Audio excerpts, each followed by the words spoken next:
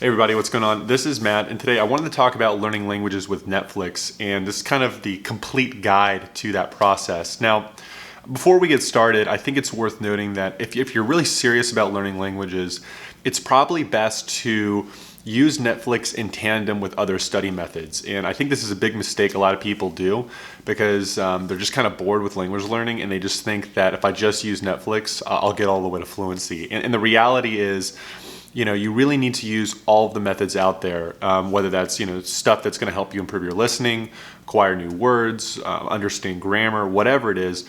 You want to be using all of these methods together, because when you use them together, you're improving a varying amount of skills and you are obviously just being more effective, right?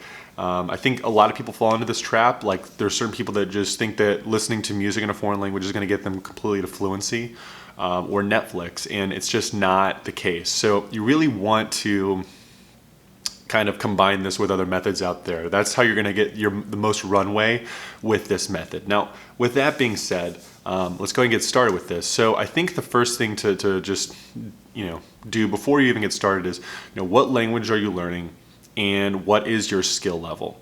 Because from that point, you're going to be able to decide the best way to approach things going on from there. Now, I would say that, if you're at least in the intermediate level or above, you're probably going to get the most runway, the most gains out of Netflix versus if you're a complete beginner. Now, that's not to say that you can't get a lot of gains out of Netflix from being a beginner, but really, ideally just having some knowledge of the language, having a fair amount of vocabulary under your belt, understanding some grammatical structures, just overall exposure is going to help you versus if you're just starting out. If you really haven't learned a single thing in the language, I would really avoid Netflix at the beginning, right?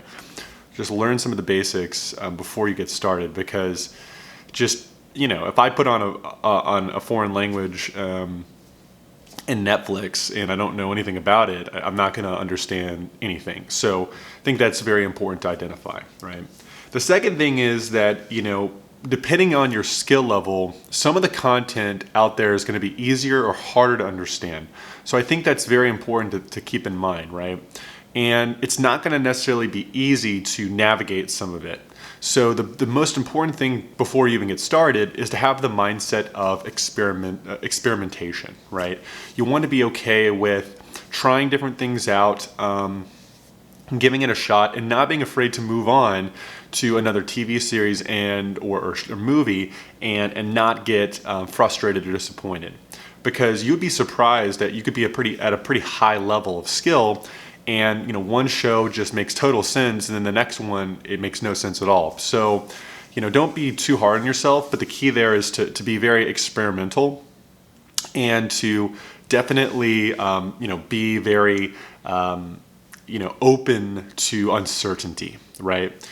Because that goes into the next point, is that you want to be very okay with uncertainty when using Netflix, because chances are you're not going to understand every single word that's in the show.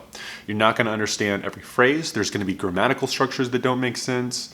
There's going to be a lot of factors. And it's always going to be the case in language learning, right? There's always going to be a word you don't know, or something that's kind of complicated and you just don't understand it. So before you even go into the process, be okay with experimentation and be okay with uncertainty.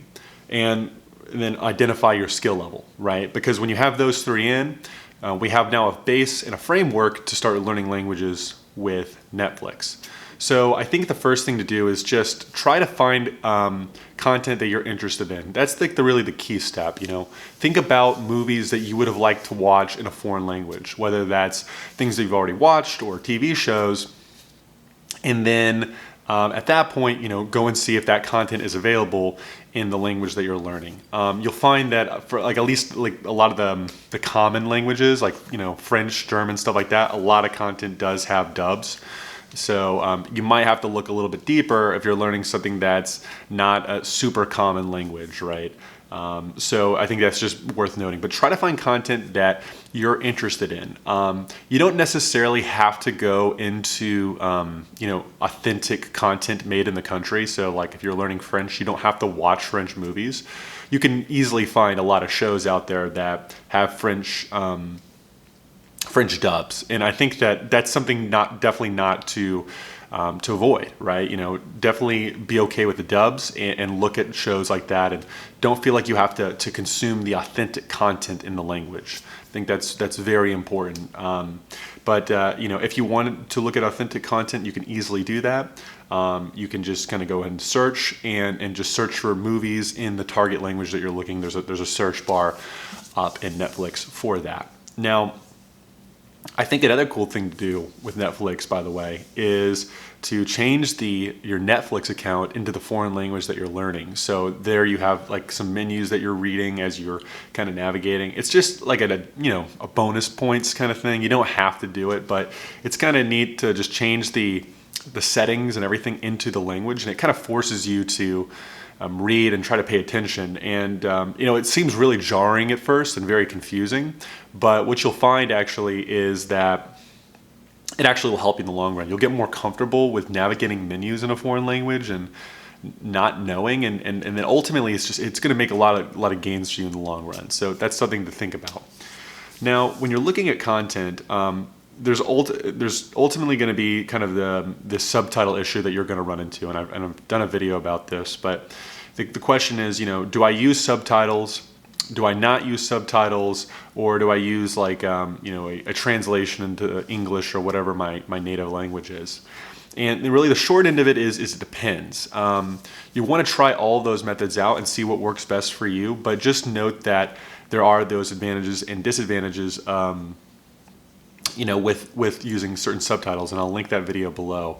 But basically, you really want to kind of assess your skill level when doing that. So obviously, if you're not using any subtitles, it can be very hard and difficult. So probably more advanced people should, consider not having subtitles on. And if you're kind of maybe not there yet, think about having subtitles in the foreign language that you're using.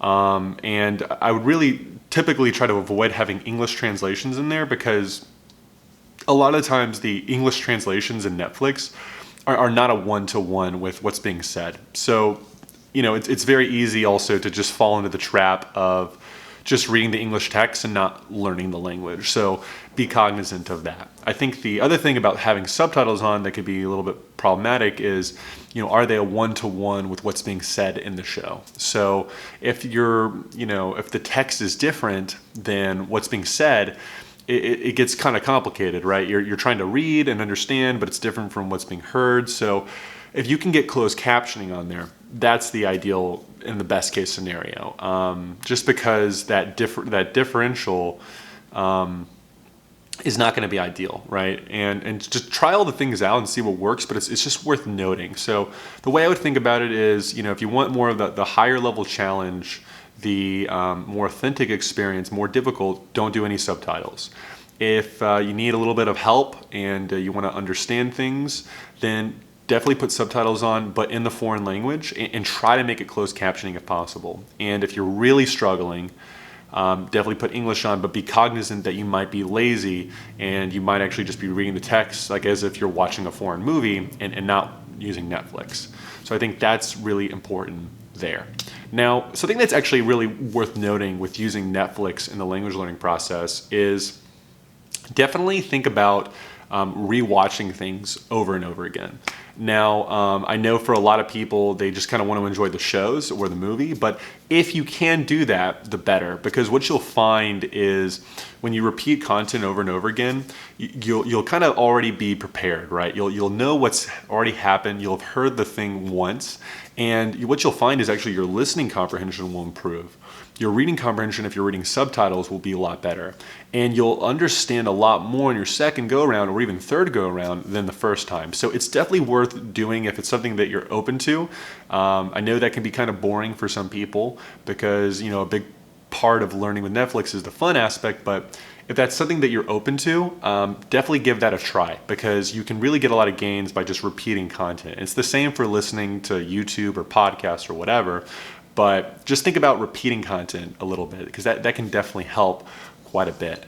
Another strategy out there is to consume the content in English or whatever your native language is, and then watch the content in a foreign language.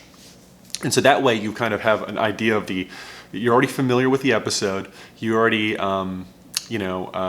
understand the meaning, and then now you can take that experience into the language learning process. An alternative take on that is to watch it in the foreign language, and then you watch it in English to kind of test how well you understood what happened. So those are both great ways to incorporate the learning process into the, watching Netflix in a foreign language. Now, if you actually don't want to rewatch episodes, a great way to kind of do this process in less time is actually just to watch the episode in the foreign language like you normally would, and go look up a synopsis of the episode online. And so that'll kind of be this kind of nice test of your comprehension of the episode, because you can just go to Wikipedia or a lot of other places where there's a synopsis of the episode, or even like a detailed analysis of an episode or a movie. And that could be a great way just to double check, hey, how was my comprehension? Or maybe I missed a point, or whatever it is. So that's a great way to use the kind of, to test your comprehension in the foreign language process. So definitely give that a shot. I'd also just suggest that, some content is definitely going to be easier and harder than others, right? And I wouldn't really be too hard on yourself, just depending on what it is, right? There's going to be subject matters that are going to use a lot more, difficult vocabulary and stuff like that. Or it's going to be about a subject that you're not very familiar with, you don't know a lot of words. Be okay with that. And that goes back to this experimentation idea, where you definitely want to just test things out, right? See if something is good for you and it's helpful, and then if it's enjoyable, and then if it isn't, move on to the next thing.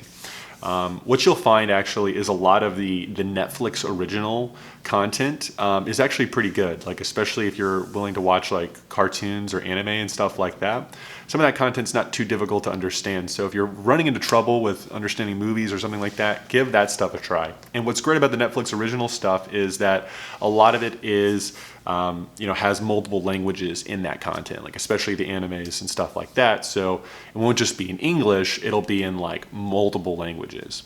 If you kind of try to look at older shows, older cartoons or animes or stuff like that, you're going to probably have trouble where it's only in, English or Japanese. So some of the older content is going to be a little bit more difficult, but some of that Netflix original stuff, or even the newer stuff's more likely going to have content in the language that you're trying to learn than not. And that's fine.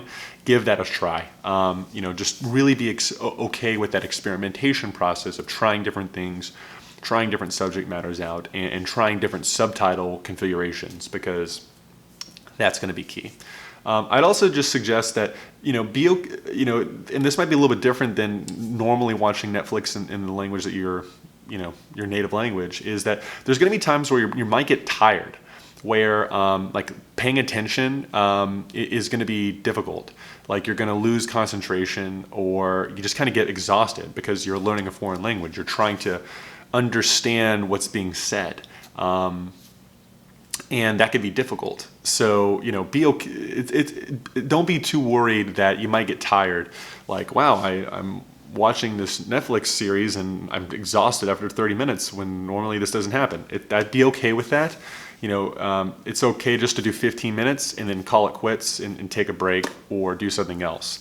And what you'll find is that as you get better at the language and you get more comfortable with this, you'll be able to go on for longer periods of time. So that's something just to be aware of, that there's going to be times where you lose focus, you lose attention, and that's okay. Just be aware that could possibly happen when you're learning foreign languages with Netflix. So I think that was just kind of a good point to talk about. So really, I think that's the main guide, the overall process with using Netflix to learn foreign languages. It's a great method.